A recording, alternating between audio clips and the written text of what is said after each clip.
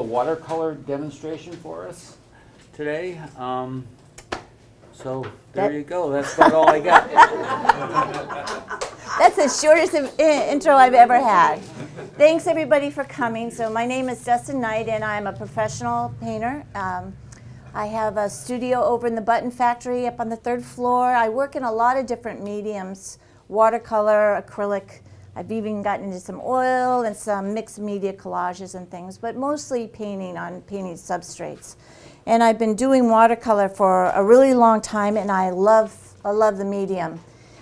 Just out of curiosity, how many of you are watercolorists? Oh boy, okay, awesome.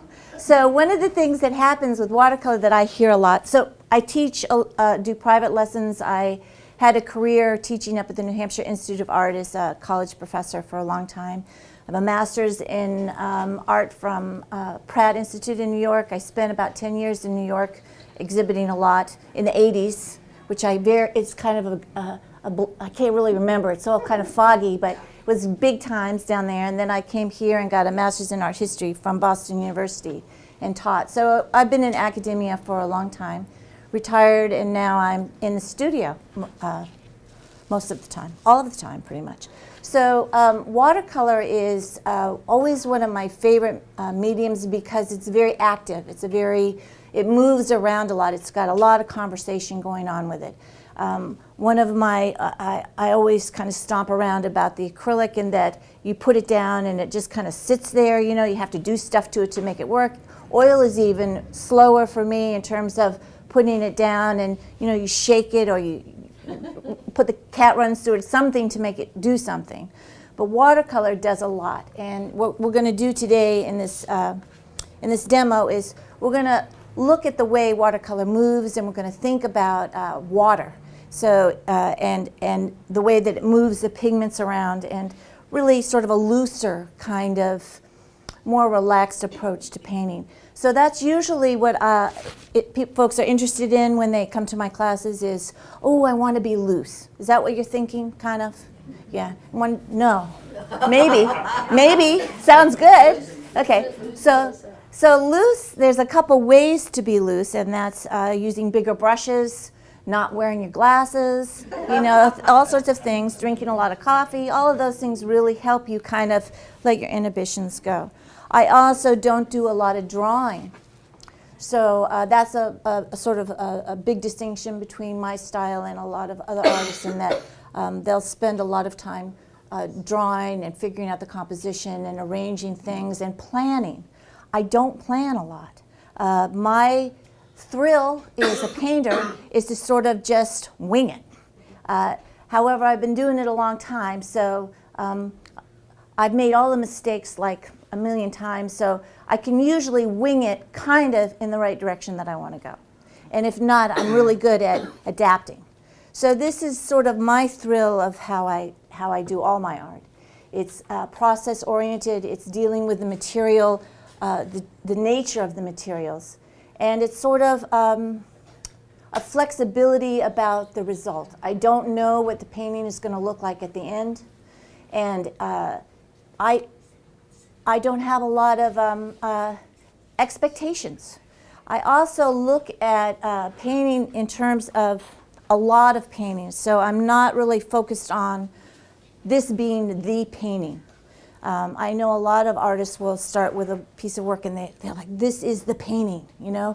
This is the painting. I do have that for I'd say like 30 seconds about this stage. I think, oh, this is the painting, you know? This is it, this is gonna be it. And then of course that doesn't happen and I move on from there.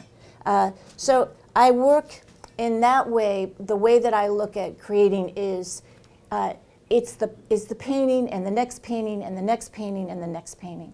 So this allows me to not panic, which is always good, and always keeps me moving forward and always eager to get in the studio. So maybe those kinds of ideas are sort of are helpful in terms of a creative approach, because it's a little different, I think, than some other artists. So that will kind of let you know where I'm coming from. Today I'm going to be working on hot press paper. So watercolor comes in basically three paper types. One is cold press, hot press, and rough. So hot press is real smooth. The reason I like hot press is because it encourages the paint to move. And again, as I've already said, I'm really interested in what happens as the paint moves in the water. It's 140-pound arches. I think it's bright white. I like to use this particularly for my florals because the colors will show up nice and bright on it. I'm going to work on a half sheet here, and I'm going to tape it down. Okay, all right. Okay. You want to just sit on the corner there? There you go. Yep, there you go. All right. Wow, standing room only crowd, you guys. Woo! I thought, who's going to come today, you know? But look at you all here. Okay, all right, I can handle it. Okay. All right. So I tape my paper down. I know there's some watercolors that like to soak their paper and then they use that brown, you know, gooey tape.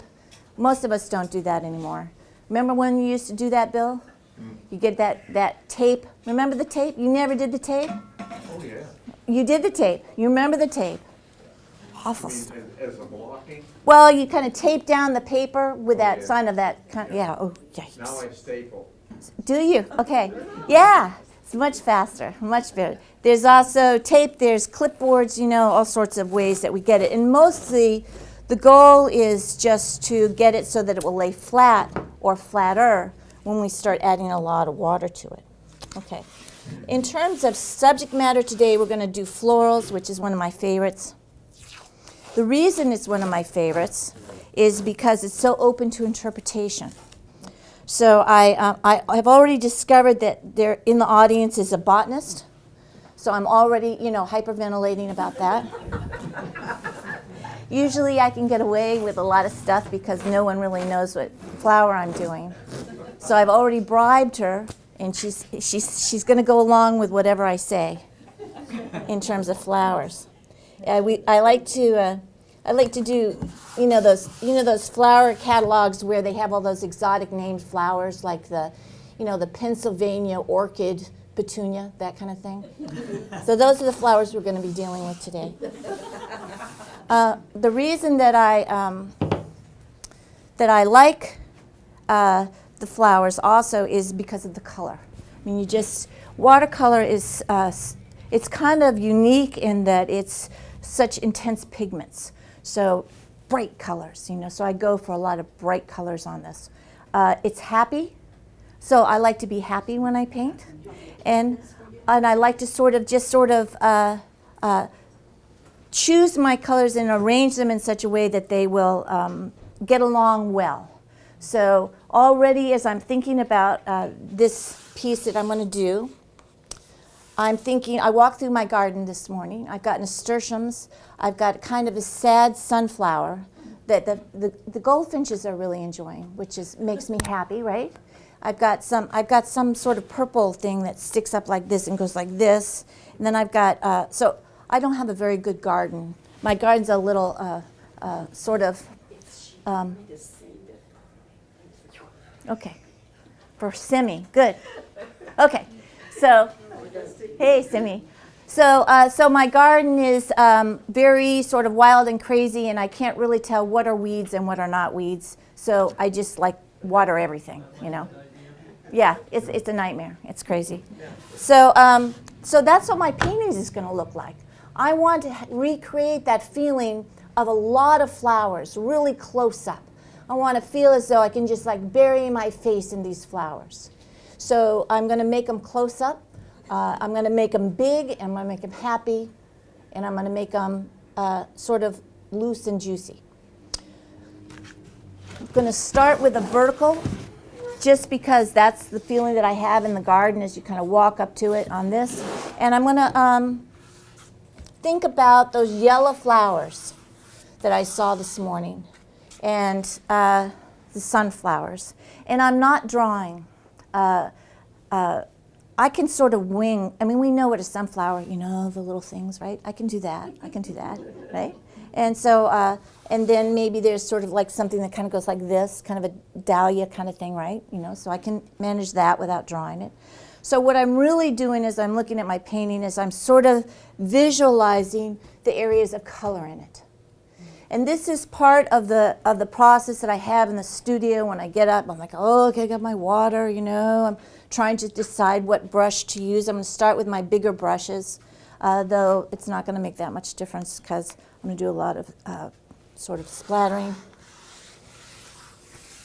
You know, there's I do suggest this actually, is as a working artist, is the starting of your painting is almost a ritual in terms of moving yourself into a place where you can react to what's happening on the paper. So you probably already do this if you're an artist. You probably already have a whole little routine that you're not even aware of about your relationship to your materials. A really good example of that is the sumi painters, you know, that grind their ink, you know, and they have this whole sort of thing that they go through. So I think that's kind of a pretty natural thing to do. So as I'm thinking about how I want this to look, I'm thinking to myself, I'm also checking the atmosphere, the humidity in the room. So is it damp? Well, it's been like damp as all get out. You know, my paper has been like cloth for the last, you know, 3 or 4 days.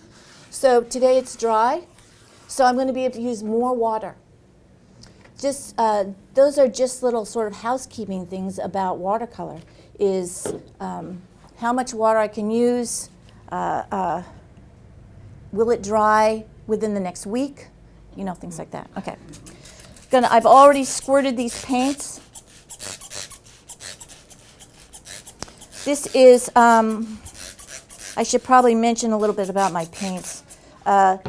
This is my clean palette. This palette is also my flower palette. So I don't have a lot of sort of darks or earth colors in there. They're happy colors. They feel very cheerful. It's already been used a lot. The yellows, oftentimes when I start a new palette, I'll have like several yellows down, which quickly, you know, yellow likes to be something else. So it'll start as yellow and then it'll go a little orange and then it'll go a little green. So so we'll see what happens there. I also don't scrub my palette a lot because I like the colors that sort of happen. So I get, you know, and it's the Yankee in us. I'm not wasting that paint. No, that paint costs a lot of money. Right. Right. Okay, so I got those are some of my thoughts as I look at this. I did sort of try to keep the yellows and the warm, you know, the hotter colors here and the cooler colors there. That changes. I'm not, you know, as you can probably already tell, I'm a little sloppy. So as things develop organically, that's fine with me. It is a big thrill, though, to go out and get a new palette. You know, it's like September when you used to get the notebooks. You know, it's like, yeah. Okay, so I'm just going to start by putting some water on here. So putting the water on, if Bill was here, I would squirt him, but he's staying in the back. Okay, I'm gonna just, so about putting water on, I'm on right now. I mean, when I'm looking at what's going on here, I'm seeing how the water's going into the paper, I'm seeing how fast it's drying, I'm looking at it from the side. My goal is to get the water down there and press it into the paper. I want the weave of the paper, the fibers of the paper, to begin to swell.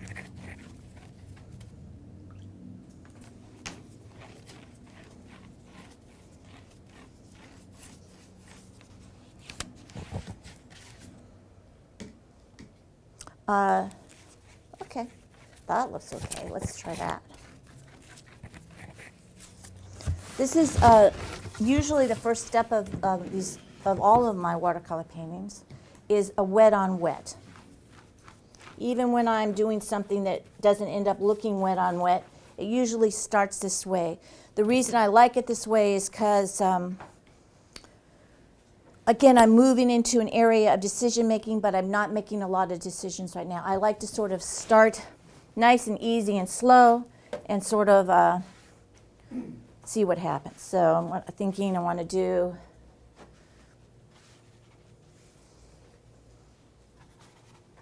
I'm going to do a pretty easy thing here. So just dropping that color in. I've got some, I think I've got some really kick-ass, can I say that on TV? Okay. Kind of yellows here. This is actually, it's a bumblebee yellow. If you're familiar with American Journey, yeah. So if you know Cheap Joe's, those of you that don't know Cheap Joe's is a wonderful art supply store from Boone, North Carolina, and their leader, because it's kind of a cult, their leader was Joe, and Cheap Joe. And not only was he a brilliant marketer and an all-around good guy, but he developed his own line of paints. And instead of the little tubes for $30, you got a bigger tube for $27. And he would have these great names, Bumblebee Yellow. I mean, you have a choice between cadmium yellow and bumblebee yellow. Which are you going to choose, right? Right. So I think this is bumblebee yellow. And it's got some punch to it. It's basically a cadmium yellow. I've got light, medium, and sort of a probably dark all at the same time. And I really want to get some pigment in there. I usually start with a yellow. I'm thinking sunflowers, so that's one reason to start, but often I'll start with a yellow anyway. Yellow is a very, I like yellow. You know, yellow is, it's got a great personality. You know, it gets along with everybody. You know, you take it to a party, like agrees with everybody there. You take it to another party, agrees with everyone there. It tries not to really have a really big opinion, so I always use it first. It also will stay with sort of a lighter value, and I'm kind of interested in that as well. Okay, I'm going to put some little pink flowers. I think I had pink flowers in my garden. I'm going to try some of these here. See if that happens there. You know, again, I'm sort of just having fun, letting things happen. If I do add more color, I'll go back into those areas. Okay.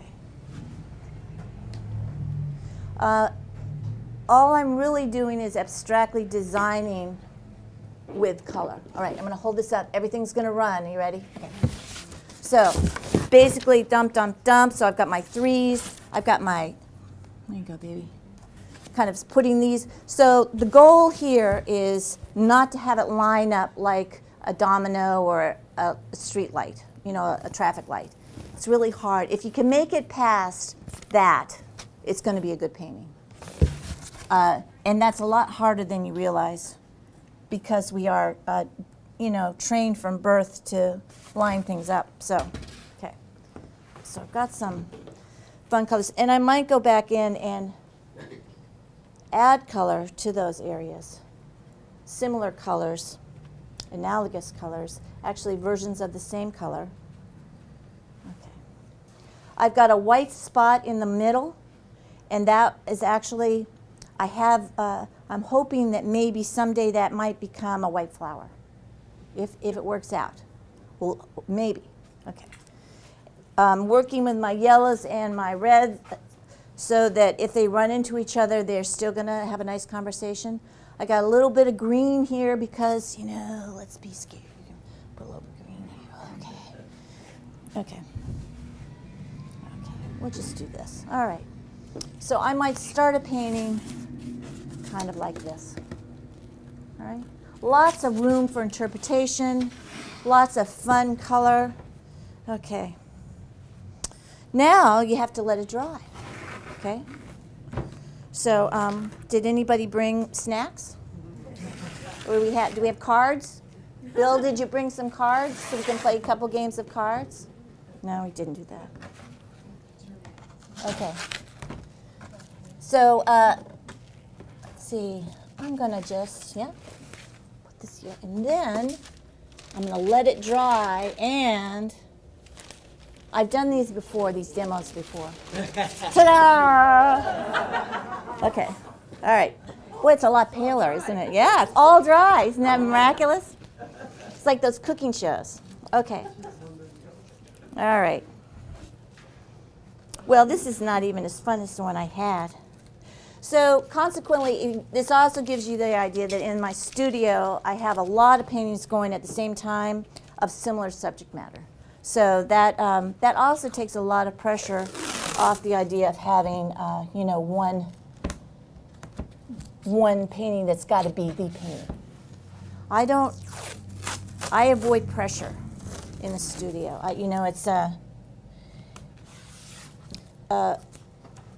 When I have students that will come to me and they'll say, blah, blah, I'm not happy, or I don't know what's happening or something, my criteria is often, well, did you have fun? Are you having fun?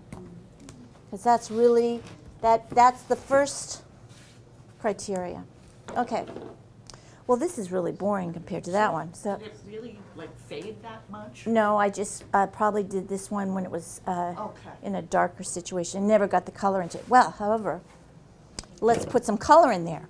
Okay, so it's dry. So when I go back in now, I'm going to get some harder edges. I'm going to see what I'm going to do. Thank you. I know, I might trip. In the throes of creativity, I might just face plant right in the middle of my thing. Okay, all right. So I'm thinking about this. I'm gonna stick with the idea of the 3 sunflowers. I want to punch this up just a little bit. Oh. Okay. I make a lot of sound effects when I paint. Yeah, yeah. I think that's really fun. Oh, and I do waves like. Yeah, it's really great. I have one of my favorite people that I paint with. She hums when she paints. It's always a good sign when she's humming. Okay, so I wanted to add a little bit more punch to those colors. So less water on your brush now? Yes. So this is more of a glazing, but it's still pretty loose glazing here. Okay. I've actually got 4. Okay, so what I'm going to do now, I'm also looking to make sure that things sort of stay interesting. I don't want this painting to start closing down on me till later. So let's talk about that for a second. So there's a trajectory in the way that I'm in my relationship with my art, in that you sort of take off, and you're sort of in the air. You get in the air, and you're kind of going around, and you don't really know where you are, and it's great up there, and you see the clouds, and it's wonderful, and you really haven't decided where you're actually going to land. You're sort of headed toward Nashville, but you may decide to go to Chicago, or you may want to go down south, right? So so there's this kind of enjoyment of being up here and sort of looking around. I'm looking around, and like, as the painting, it kind of goes up like this, and I like to stay at that point as long as possible. I like to stay up there where, I've got lots of options, got, in-flight beverages, stuff like that, right? And then you sort of begin to come down, and you say, well, I guess I'm going to head to Chicago. So I'm kind of moving in that direction, right? But I still may take a quick detour and go to Kansas City, but I'm kind of going toward Chicago. And then you call into the guys, and you say, okay, I'm coming in. And they go, okay, you're coming in. And then you kind of land the painting, and you go in Chicago. So that's, do you do that, Bill? Am I the only one that thinks that way? Okay. Well, it's sort of, well, that's the best metaphor I can make for it anyway. So, yeah, it's really fun. Well, it's scary up there because, you look, the gas tank's going down, and it's like, well, I better make a decision here pretty soon. So it's really a fun kind of state of the unknown that you're in up there. So I like to stay there as long as I can. And I've already made, obviously, some decisions because I've got, colors that I'm choosing here basic composition that I'm choosing here. And now I'm about to make a little bit more of a decision. I'm going to come in, so I've got these kinds of colors here, right? A lot can happen. Nashville, Florida, I might go to Orlando. Yeah. Las Vegas, right? Anywhere, could go anywhere, right, okay. I'm going to come in and I'm going to start painting from the outside. This is a negative shape painting. And I'm going to use this dirty water because I want everybody to be on the same, I want them all to be in the same, watching the same in-flight videos. Okay. So I'm going to start finding my shapes by coming in from the outside edges. I'm using a big flat now.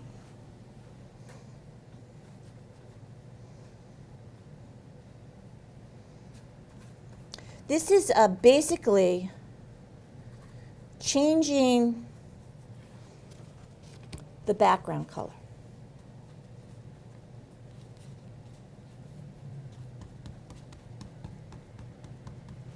I'll give you this a little bit as we go along. Let's see if we can get this up here without running. Really, can you guys see this over here? Okay, all right.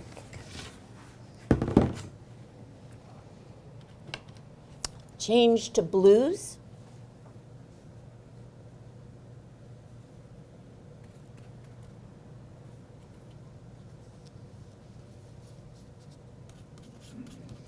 Maybe I'm gonna get some yellow in there too. So I've got a little radar going on in my head that's saying, oh, that's too much. That's too much of a decision. Here, back out of that. Don't commit to that. Leave your options open.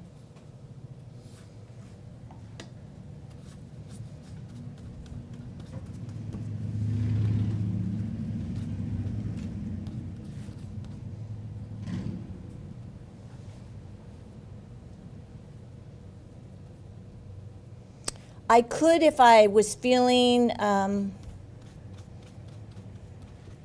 like I needed some more direction on this, I could have drawn at this point.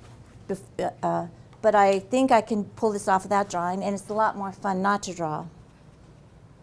And, you know. What would you draw with? Good question. Sometimes, usually whatever is laying around, but I'm always happy when I can find like one of those watercolor pencils. But I often can't find those, so I'll use just like a light pencil. And when I draw, While it's still wet. No, remember I dried it. Oh. Yeah, so it's totally dried. Yeah. Though I was doing this with the watercolor pencils on the wet. Now that's a whole cool thing, isn't it? You know. But anyway, today I was just going to try and amaze you all by not drawing.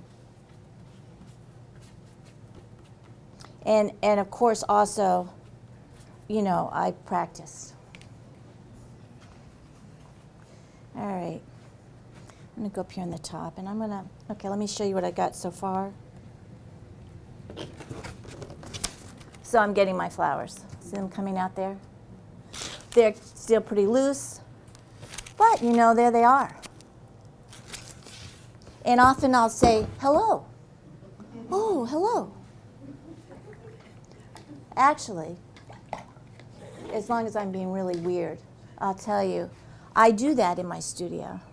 So one of the things that's important to me, so I've been painting for a long, long time, and one of the things that's important to me is that I have a relationship with my creativity. So I think about it a lot. So when I walk into my studio, I say to my paintings, hi. You should try that. It's like, hi, what's going on, you know? So you sort of are saying, you're waking up your creative self and saying, yeah, here we are together. Did you bring snacks? You know, that kind of thing. And so when I paint, I sort of will often do that too. It's like, oh, hi. Or, you know, this is better than going, oh, shit, you know, oh, man, oh, God, oh, what am I doing? Oh, you know, did I put the laundry in the dryer? You know, that kind of thing. So I get to be here and enjoy this. Okay.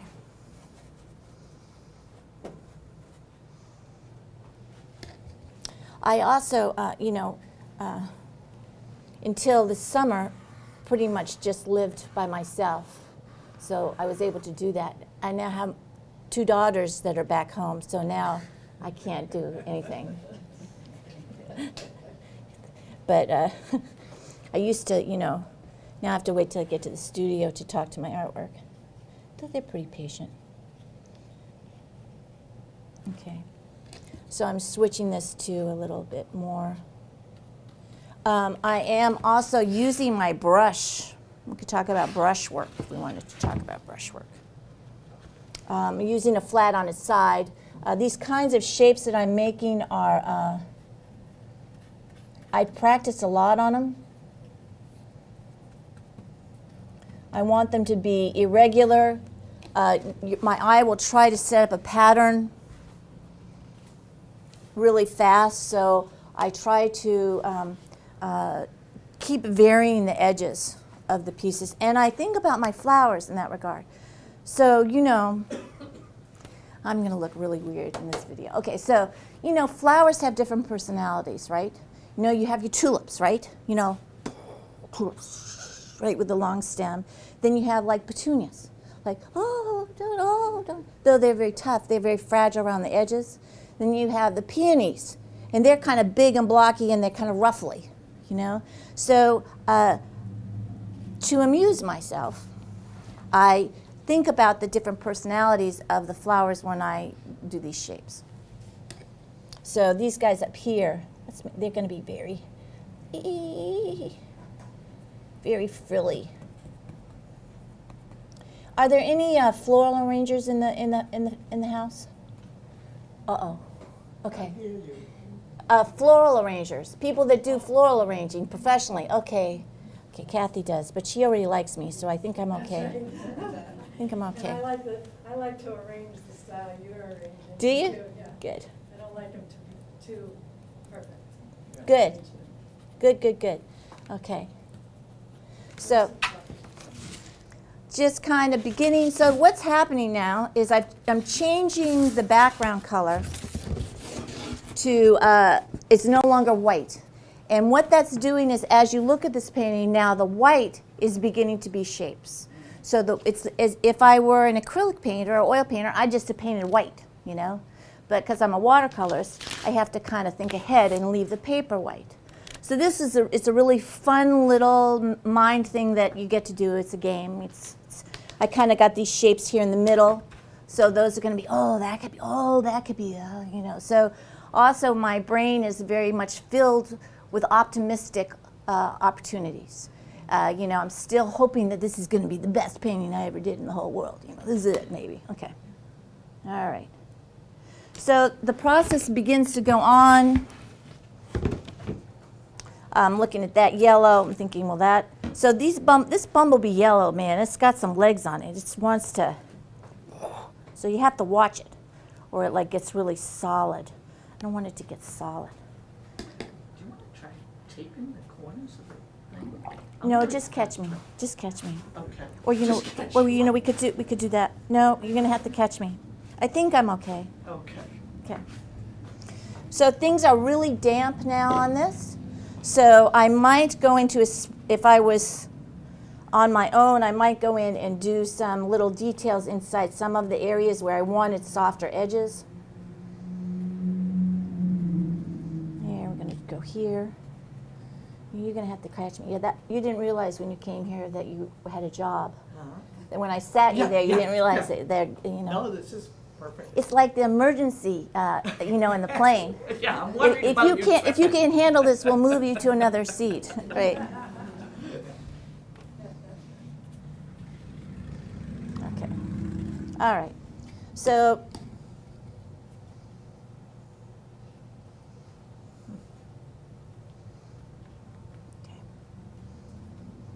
Okay. Let's do this down here.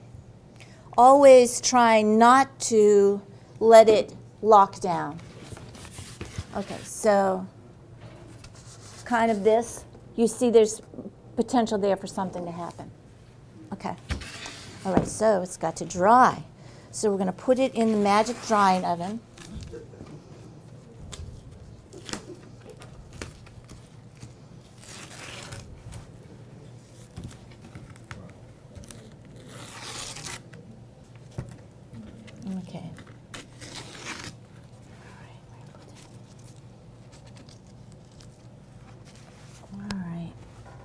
And we're going to pull out.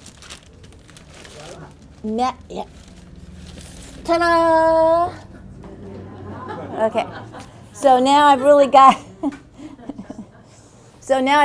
the silhouettes. Okay. Okie dokie, smoky. Huh.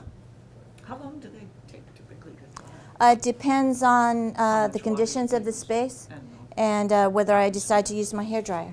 Ah. So I have no problems using hairdryers. They're just noisy, and I thought you would probably appreciate me not using one today. The advantage with the hairdryer is that it gives you time to sort of look at the painting.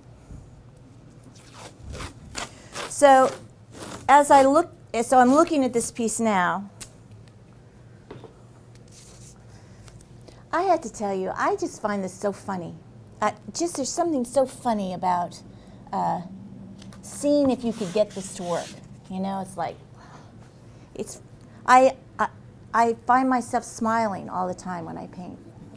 It's like, oh boy, oh boy. It's like, you know, there's so much in my life that, you know, that matters a lot more, that I have so little control over, that to get in the studio and to get into sort of this conversation with these paintings is, it's really fun.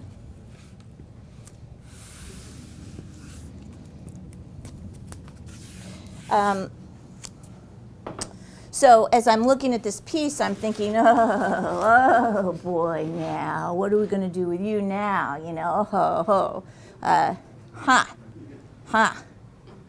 Okay, so we're headed to Chicago.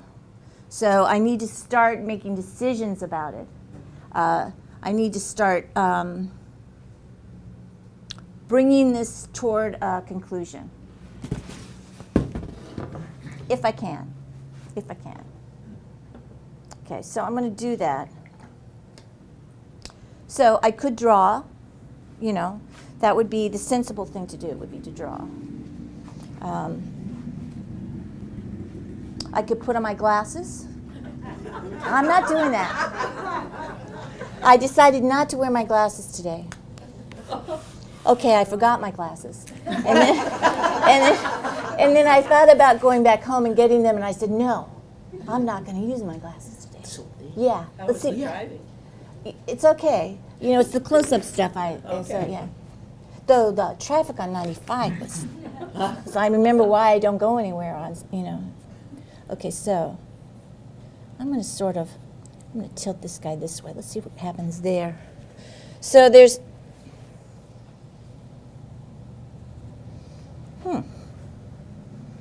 This is also where the idea of what kind of flowers they are kind of come in, you know. So I have committed to sort of these yellow flowers in the middle. You know, I could be getting paint on the wall back here. Are you okay with that, Rich? Or the paintings. It is water. Oh, yeah, well, it will wash off.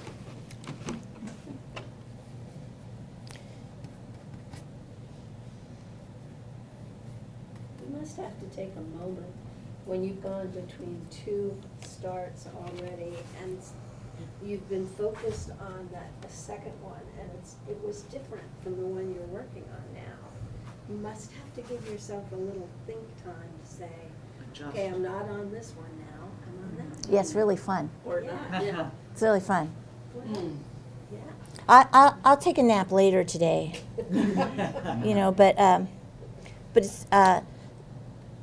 it's fun to sort of be in trouble. You know, it's fun to see. You're using a little gray cell. Yeah.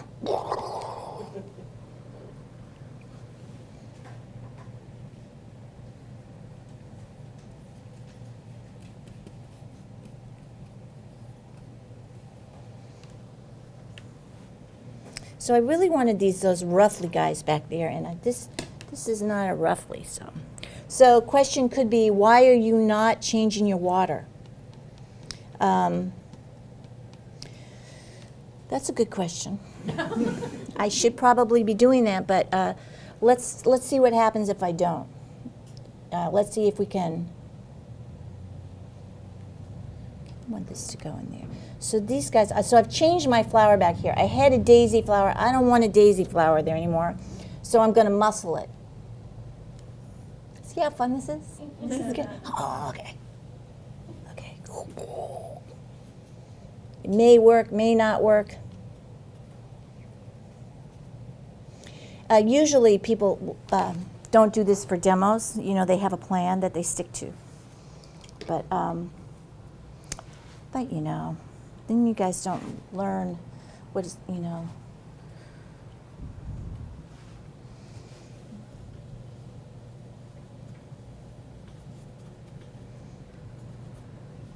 Dustin, do you always work with it down on the table, or do you ever work it on an easel? Usually with watercolor on the table. Though I could tilt it and I'll move it around. I always have it like this so I can move it around. Drips are an interesting thing with watercolor. I went through a phase where I did a lot of, I really liked the drips. That was sort of my postmodern era where I was like the flatness of the paper, you know.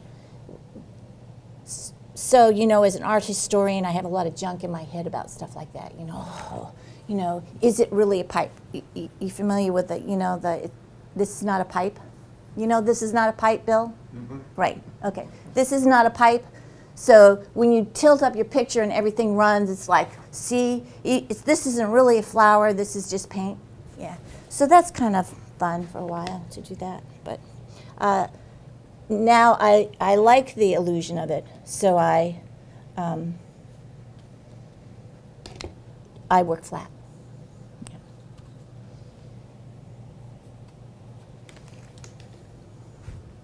See, Rich, I'm being nicer. I'm being more careful now. I'm dripping on the drop cloth. Okay. Okay. So look at what's happened here. So I'm starting to sort of make things settle down a little bit, defining my flowers, giving them a little bit more detail. Not a ton of detail, just a little detail. Okay, let's go in and have some fun with the background on this too, as long as we're going to move into some, I'm not really fond of that color, but I guess I'll use it. So what I've got here is I've got a green oxide or some sort of a turquoise green. So it's getting more opaque. And how do I feel about that? That's okay. We'll do it. I could try to stay more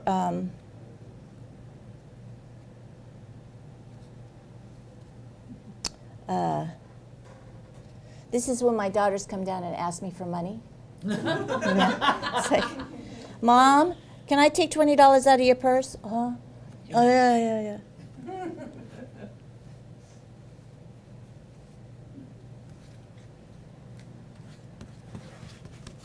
Okay.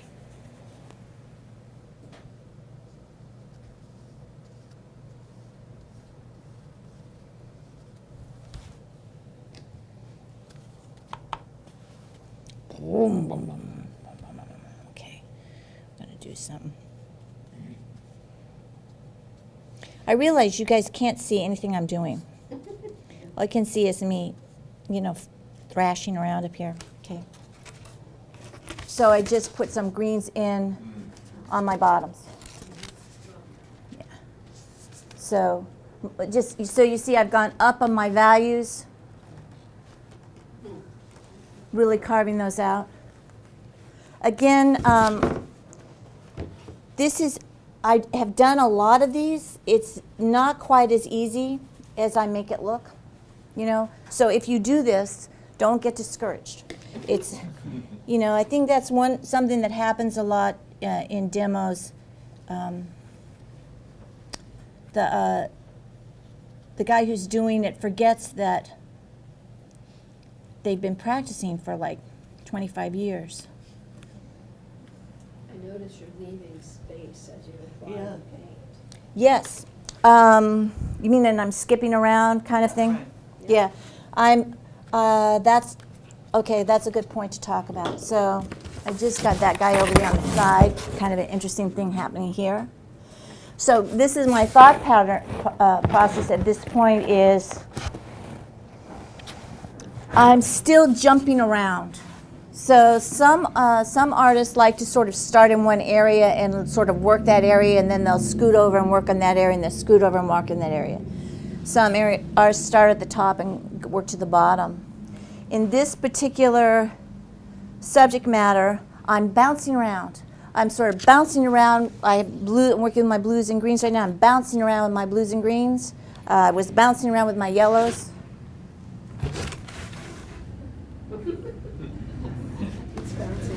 Yeah, it's bouncing around. So, and also I should tell you that even though it looks darker, I'm still in my middle range. So I'm not, you know, I know that it's not really as scary as I might think. What do you mean when you say middle range? So this is values. I mean values. So when another thing about watercolor, there's a couple things that are sort of particularly interesting about watercolor. It dries lighter. That's always freaks the oil painters out. You know, they feel like they take it personally. Oh, you know. And also because we work from white paper to, oh boy, something happened there, didn't it? Because we work from white paper to color to values, every time you put a value down, everything reshifts. And so the more you do watercolor, the more you're able to know how much further you get to go. So that's another thing. So I guess if you wanted to, do we have a Kleenex? Rich, is there a Kleenex? Yeah. Let me just, thank you. Beautiful, got it, thank you. Simi's right here for me. Okay, I'm just picking up this guy before it runs down. Got it, thank you, ma'am. Okay, so, what was I talking about? Values. Values, okay. So I've got,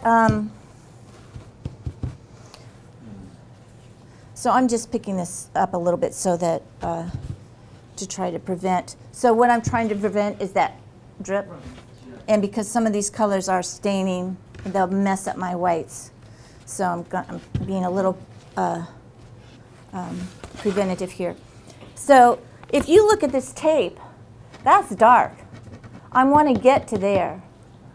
So when you look at that, I got a long way to go. I'm only on, if I have a 1 to 7 value range, 1 being white, 7 being black, I'm still mucking around here in 3 and 4, right? I think that's something particularly that watercolorists are thinking about. Huh? So, Dustin, by value, is that done by the drying time? Like the drying changes the value? Everything changes the value. Yeah, which is why it's so fun. Is that, you know, so when you're doing oil and you're mixing your oils, right, you know, the color that you have on your palette is the color that you're going to get on the painting. Watercolor dries lighter. So there's that thing going on. Different pigments will dry lighter than other pigments, depending, you know, you get, so there's that, you know, and then there's how much water you mix with the paint. So I could do a flat wash on my palette and get it all so that I think that that's the color and move it over, and the paint could separate in the water. It could run into another area of wet and go lighter. So stuff happens. Stuff's happening up here, you know. So again, this is just what I like to do. So I like, you know, it's like John Belushi, right? that dates me. Yeah. Dustin, I noticed that you go from your palette and then back into more water. Like you kind of squeeze out your brush, go to your palette, and then you're going to the water? That's not good. Thank you for pointing that out. I shouldn't be doing that. Well, I thought it was really working nicely. I was Yeah, like, it looks like it is. so that's a good question. Why am I doing that? You know, there are people that do that a lot, and then they'll go and they'll pour out their water, and they have like this much of paint down the bottom of their paint. Yeah. So I try not to do that, but it could very well be that the pigment, the intensity of the pigment on my palette is more than I want to take over. So I'm picking up a little water to sort of dilute it a little bit. I think that might be it. This is real. It's real instinctual. You know, it's really about how can I get this to be what I want it to be without thinking about how to get there, kind of thing. So, and also, I'm not actually rinsing my brush. Am I? I'm just kind of dipping it and just trying to get a little more wet. Oh, phew. So the spaces you're leaving, do you know what you intend to put there, or are you still playing and flying around? I'm still flying around. Wow. Well, I know I want leaves around the outside. Yeah. I mean, it's not rocket science. Yep. You know, it's just, I know I want flowers in the middle and leaves around the outside. Yep. I've sort of established them, but what exactly is going to happen, I don't know. Okay. You're getting more of a spatial feel as you develop lights and darks. And- It's becoming to have a little more back and forth Right. because of value and color, and it's interesting to see the whole thing progress. Yeah, that's a really good point. So this is called negative shape painting. I'm painting in the negative spaces. An unfortunate name, but once you can get beyond that, the idea is that I'm painting around the major objects, and you're absolutely correct. You could think I'm like making holes in the surface, or I'm kind of going back into the space. This is another really great thing in watercolor. It takes a little while to understand, and once you get it, it's totally addictive, you know. And you could, unfortunately, you need to be careful before you get in your car if you're used to painting this way. So when you start painting with these negative spaces, you need to sit in your car and before you start it for at least a couple minutes before you go out on the road, because it changes your whole perception of, you know, of life.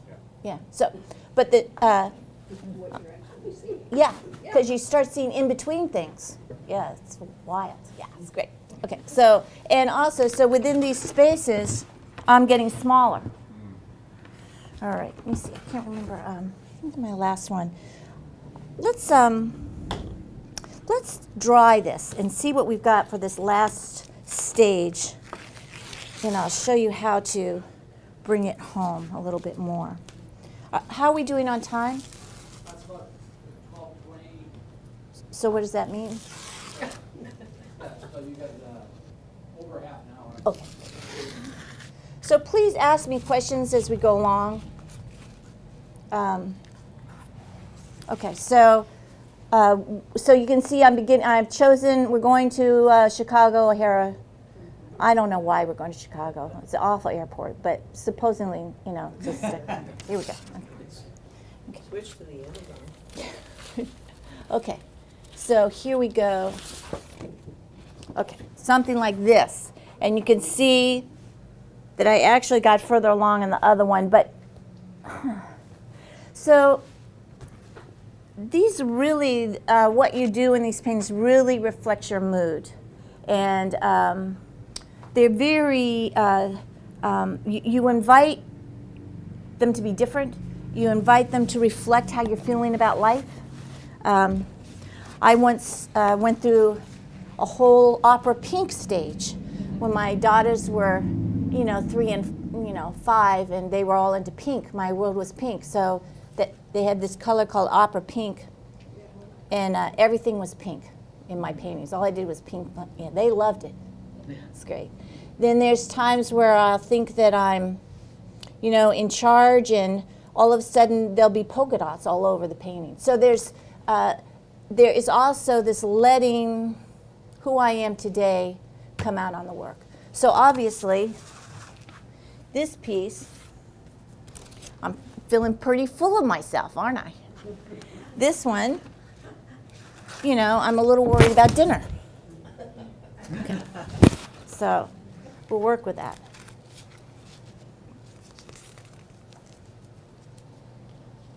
Then when you do your next demonstration, will you use ones that you did today? That's what I was wondering. Maybe.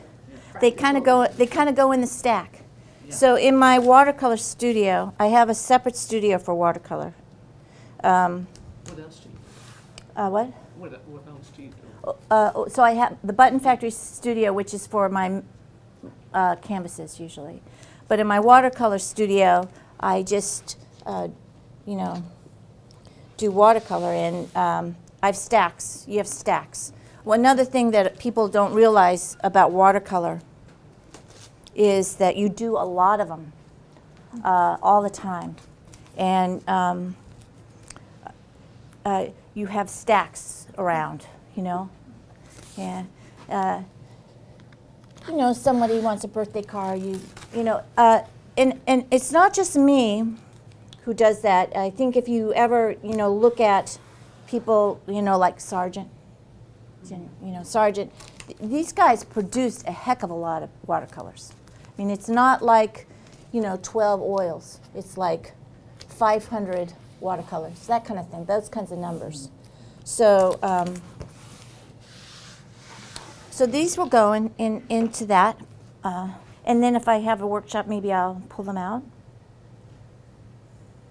You know, there's some things happening we could work with. Okay, so this one is a little quieter. You see how this is a little quieter? More defined. Yeah. It's boring. Do you think it's boring? Perk it up. It's a little boring. Something other than yellow. Get some orange in there. Some orange, you want some orange in there. You know, another thing that's on with this is that the spaces around the flowers is very regular. Yeah. Okay. Let me see what we're going to do about that. All right. I'm going to move to tens.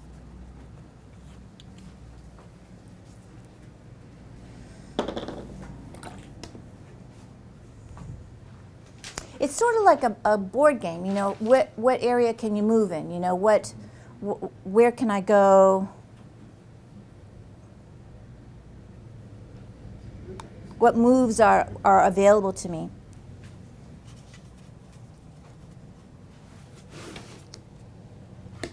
Okay, let's see. I'm going to move into my darks. So I've only got sort of, I can go into my, I'm going to go into my 6s and 7s, 6s. I think we're going to 6s. And these spaces are going to be smaller.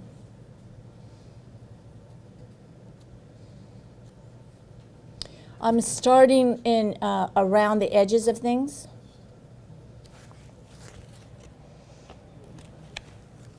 I obviously was wearing glasses when I did this one, so.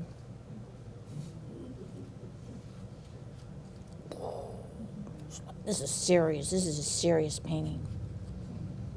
Okay. Let's see what we can do here. So let's talk about, while I try to make this work, let's talk about plein air painting. Plein air painting is very popular these days. The weather's great, and I think it's a remarkably fun thing to do. We have an art teacher with us, Bill Parberg, who's going to, so Bill, take it away. Tell us about your, That was good. was that good? That was good. Tell us about some of your classes that you're offering, Bill. No tags, he's back. Yeah.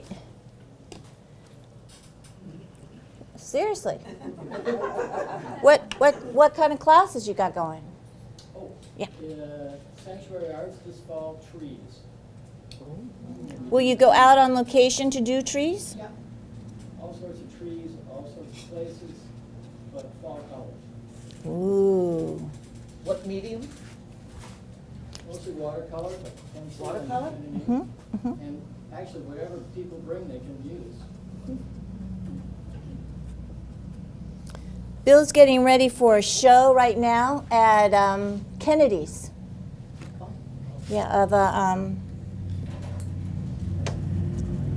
Tell us about that, Bill.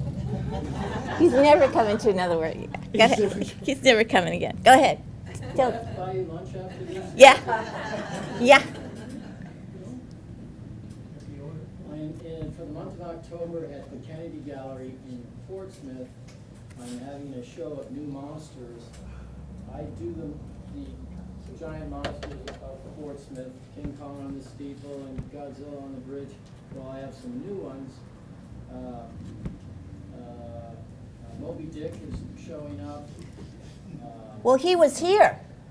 Wasn't he here last week? Yeah. One of his little nephews or nieces was here. That's great. The Stay Puft Marshmallow Man might be showing up. A lot of tentacles. A lot of tentacles. This is great. So, does anybody else have any shows that they're doing, or? So, I'm not just wasting time just by chatting with you. I feel very strongly that as artists we need to be part of a community, and this is something that as I get older I'm realizing is more important than I ever realized. When I was starting off as a painter, it was all about, it was sort of the John Wayne, I'm in the studio, don't talk to me, and smoking and drinking and, not changing my clothes, that kind of thing. So so things changed when I started teaching the college students. They began to get together in groups. I don't know, you probably have experienced this yourself. All of a sudden they're like collaborating, it's like, what does that mean? And I was listening to some pod this morning and they were talking about collaborating. We never collaborated with never collaborated with anybody, We were under the feeling that, we didn't want anyone to like us. So I'm realizing that was maybe not the best approach to life. So I like to always encourage my pals and give them press and talk about them, talk about what they're doing and sort of try to celebrate their success. We do have plein air. Do you? Doing through Seacoast, Carol and Kathy. Okay, tell me about that. How often do you they meet? have to- Is Carol here? I thought I saw you. What are you talking about? About the plein air that's being done through Seacoast. Oh, yes, it's her birthday. Yeah, it's her birthday, no wonder she's not here. Okay. So how often do they go out? I think they're scheduled for 2 days this month. Great. We just did the Sunflower Festival up in, at Choplin Farm. And I think we're going out on Tuesday. Oh, Is good. anybody else doing this? Or am I just blabbing? No, this is good. This is good. They may not do it now, but they may decide to do it Well, later. it's online, if you want to check. It's online, Okay. the calendar. I think it's the 13th and the 17th. Oh. One's in Epping and one's in Exeter, I think. So. It Yep. was my first plein air. I had never done it. And I went out with Carol and we had the most wicked thunderstorm ever. And of course, Kathy and I had chosen to be as far from a building as possible and had to run through the rain to get there. But we sheltered with Clydesdales. Yes, we Oh. started with Clydesdales in the barn, and they weren't too happy about the thunderstorm either, which was a little frightening. But we saved the watercolors from the storm. It was a whole experience I'd never had before, so I loved every moment. Speaking of community, a young man ran by as this amazing storm started, and he said, "How can I help?" And I handed in my painting and I said, get it to shelter. Save my painting. And he did. Oh, that's great. Was that at Copeland Farm? That was a Goble farm. Yeah, so I threw my painting out in the rain. And Oh. it made a great, it was, There you go, it was Kitty. wonderful. It added such a touch to the painting. There you go. Wow. I love it. She's wild. She's crazy. Dustin, I saw you collaborating with 2 other artists at PMAC. That was last year. Was that our performance? That's wonderful. Was And that a with the crazy music, thing? And I'll never forget it. And you got up first and you did yellow. Yeah. 1 canvas, 3 artists, and you were timed. Yeah, there are 4 of That's us. a wonderful event, Dustin. Well, you want to hear the behind the story about that? No, Okay. what I saw was wonderful. Well, So we- if you want to talk about it, though. That was real. So that okay. That was fun. So that was my idea. So so Oh. here's the thing, is well, I really want a year-long subscription to go to Jimmy Jazz, but I can't afford that. So I thought, well, how can I get some jazz? I want to paint to live jazz. So I went to Russ over at PMAC, and he said, oh, that's a great idea. So the 4 of us got up, and the idea was that we would have 1 canvas, and we have a live jazz band. We had Johnny on the drums. It was great, yeah. And we had a bass player and a piano player. And they and we were supposed to paint, and we were supposed to do the A Train, so it was kind of like nice clipping along kind of thing. Well, we practiced once and it went okay, but by the time we got to the performance, my artists were like they were totally off the rails. They were not following any of my directions. They're going on like I'd say, okay, paint with yellow. Well, they paint with purple. I'd say, okay, stay on the, stay in the center, and they paint on the edges. You didn't see me in the back going like this. You've got all, these artists, and they Yeah. all have a vision, like you're talking about, but they've got the 1 canvas to do their vision on. Yeah, it was a little bit of a disaster. Really fun. Yeah, Really it was fun. It was fun. But I learned a lot about jazz, because apparently in jazz, everyone's just not playing whatever they feel like. Yeah. So I thought that's what they were doing. They're not doing that at all. There's apparently a boss. There's somebody in charge of the jazz things, the improvs, and the other people respect and follow the directions of that jazz, right? I mean, they acknowledge them as the boss, right? When the boss says we're going to go slow, they go slow. They don't go fast. They don't right? Okay. So my team was a little off that day. We would have never known. You never know. Yeah, I thought, yeah, we covered it up pretty well. However, the painting was a disaster. It was, anyway, I've told them if we do this again, they have to follow directions. And they, of course, now they don't want to play with me. I don't understand that. Now they don't want to follow directions. Yeah, I got a little bossy with them. Can't imagine. Anyway, it was fun, and the audience loved it. And I'd like to do it again, but it does need to be a little bit more managed, I think. Okay, well, that's kind of crazy over there. All right, let me show you what I got going here. So just kind of coming in on the outside edges, just trying to give some depth to the piece. Going in with, now I'm on, say, a 6 value on my imaginary scale from 1 to 7, I'm on 6, okay? And got it kind of colder down there. I'm really using the lights around the side, coming up on the top. I'm doing these shapes, which are the negative shapes, which are, so I think they're concave shapes. Convex is when they go out, right? So they're concave, which makes them look, so negative shapes are often asymmetrical and concave. And positive shapes are usually symmetrical and convex. So when I do these when I do a shape that looks like that, you see, it makes the thing, it makes it go into the space and makes what's around it come out. So you you get used to painting those kinds of shapes. You can either think about them as, there's a bunch of ways of approaching. You can draw it and paint in what you drew.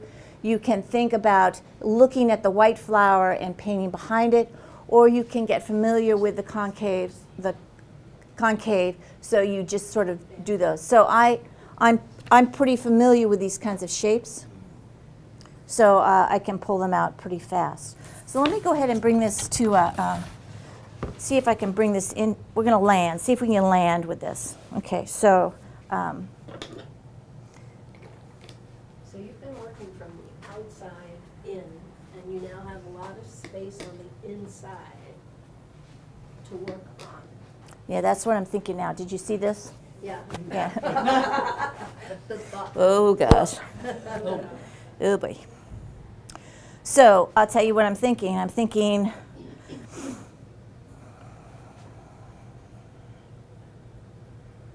who got me into this? Yeah. Did I say yes? Yeah. Did I say yes? I'm thinking I want to keep it light in the center. Already got some heavier values on the outside. I don't want this piece to feel ponderous. I want it to still feel summery and lighthearted. So I'm gonna. So actually, Rich, are you my guy? Will you get me some clean water? Sure. Okay. I'm thinking from garden point of view. Small Thank you, sir. spears of color. I would have had to have thought of that a lot sooner. But okay, but with that in mind, I changed my water. That was a big thing, right? Okay, I'm going to try to stay lighter in the center. But I need to put some details. So I think what I'll do. Okay. So just so you know, if I go in with a purple in the center, I'm going to bust this paper right open, right? So I really want it to feel clumpy. Clumpy. Clumpy. Yeah. That's a garden term. Maybe you should take a vote on what we want. Well, I thought about that. You know, I've been there before, and that doesn't work well for me. On the bottom of your painting, you're kind of accomplishing two things at once. You're creating space with color and value, and it's helping those flowers in the center of the painting to emerge. It's kind of something that happens at the same time. Yeah. Yeah, works both ways. Well, these shapes are, I'll put a spirea in there for you. Okay.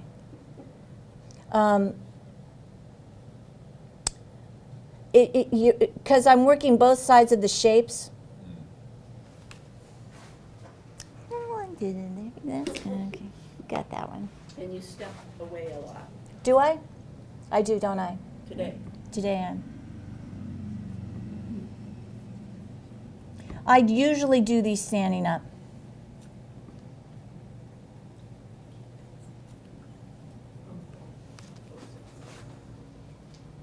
So is that when you go to the easel? When it's tight? No, even so, because I'm still using pretty wet. So you have a higher stick? Do you have a higher table when you say what's the? Yeah, your back. Do you have a higher table that you work on? Because my back would be killing me right Yeah. now. Really? Yeah. You know, I cleaned horse stalls this morning. I'm going to go to bed at about 6:30 tonight. I'm going to take a couple of ibuprofen. Yeah. Okay. So I'm feeling no pain right now. But yeah,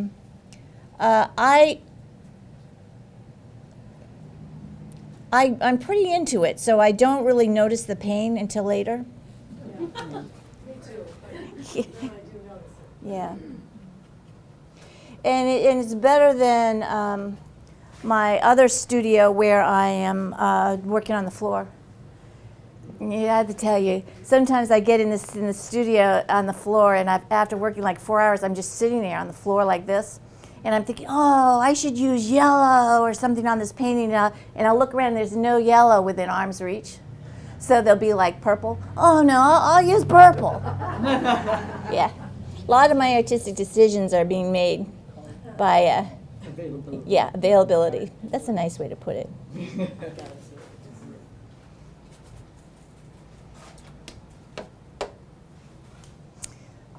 Spirea was a good idea.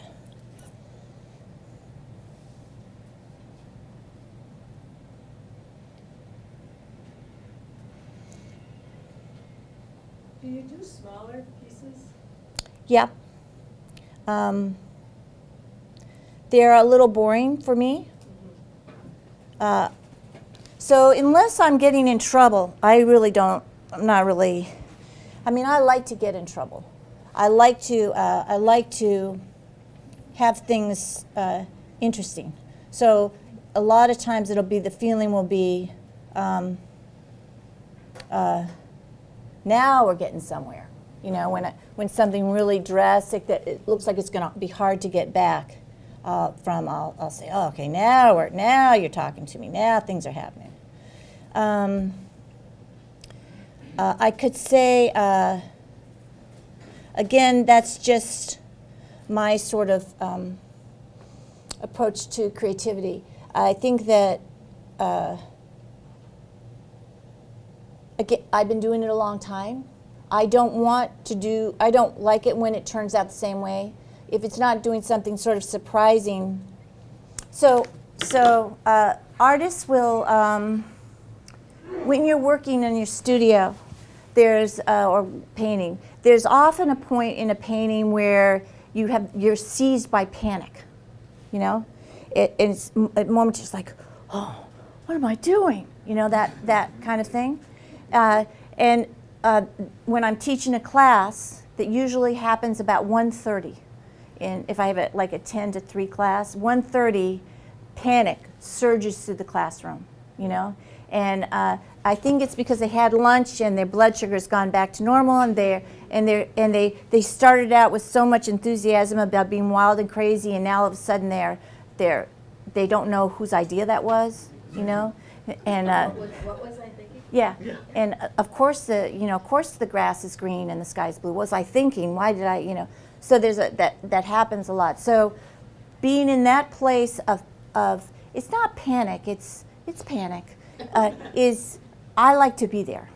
I like to push my work to a point where I'm right there, hovering right there on the edge of panic. That's really weird. I should probably have a therapist. Is there a therapist in the room? You can give me your card.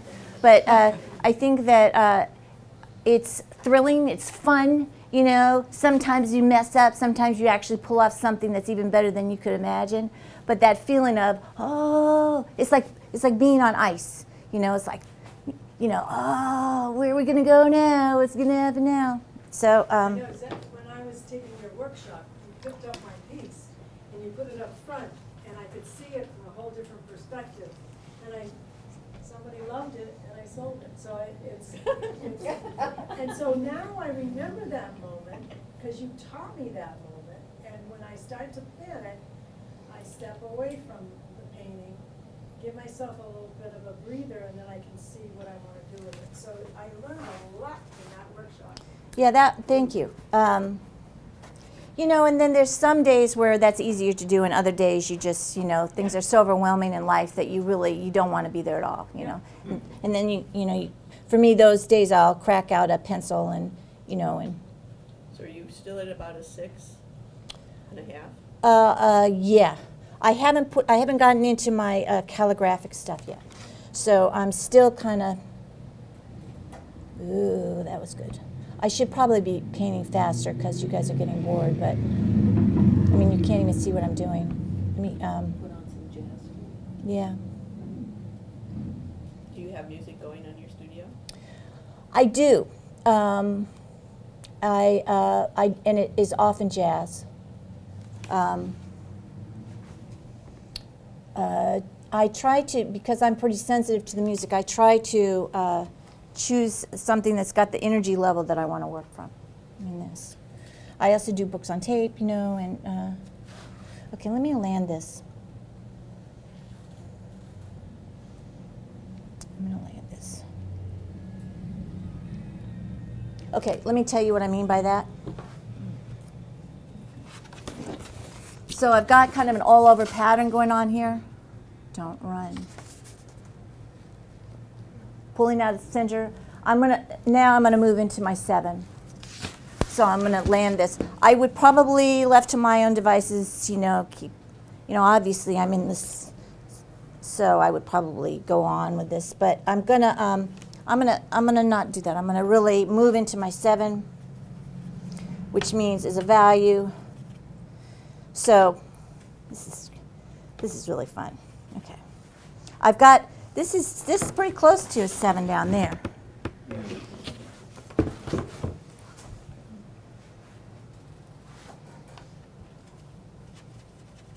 Oh, I thought that was brown. It's not brown.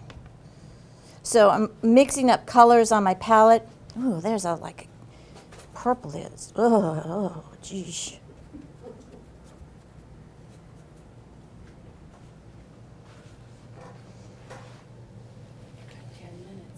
I get 10 minutes? Yeah, that's it. Pressure's on. Pressure is on.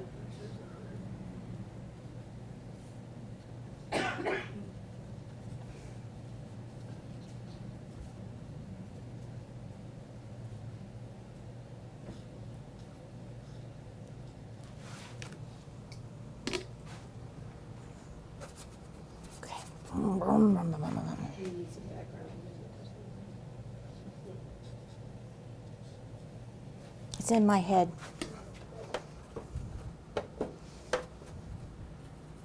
When you rig out your brush with your fingers, did you ever used to use paper or you always used your fingers? I always use my fingers. I finally put a little cloth down. I pick up a lot of ideas from my students, and they have like little Kleenexes and little towels that they wipe stuff down. And so I try that until I lose the towel. But again, it's okay. So because I'm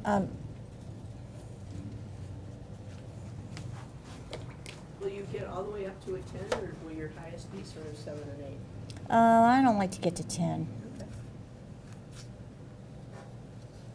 If 7's black, what's 10? It's like midnight black. It's like opaque black. It's a black hole. Yeah, it's a black hole. Okay, let me keep going on this. Just bear with me as I. So one of the ways, because I thought this might be a nice way to end it, to land the piece. Ooh, that was wrong. Is to bring in a calligraphic line, which is certainly an option for this kind of piece. I don't do it for everyone, but I'm going to do it for this one. Moving to smaller brushes as I move up the piece.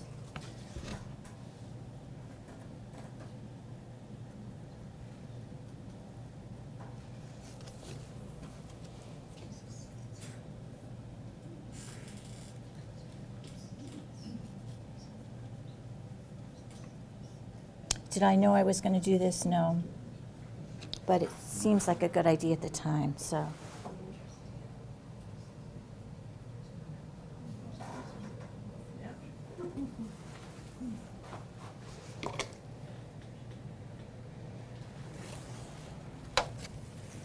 I'm using a liner brush. If you guys ever familiar with the liner, it's also called a rigger. It's a pretty fun brush in that it makes these really kind of whippy lines that kind of go around.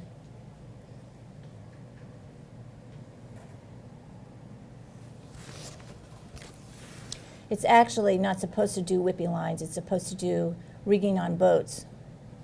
But I'm using it to make some sort of. There is also, as I had been working on this on my own in the studio, I would probably spend a longer time on it. Let's bring this here.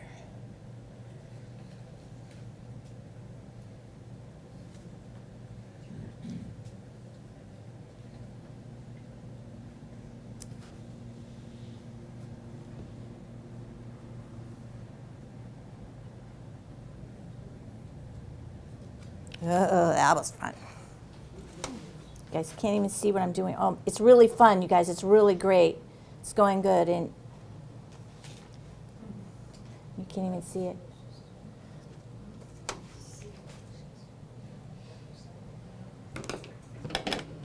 Doodling with a rigger. Playing with the rigger, and you'll see I'm basically, because I really haven't had time to think about very much, I'm just kind of trying to land it, and you gave me 10 minutes, right? Down to 5. Oh, okay. You're a taskmaster. 6 better. Okay.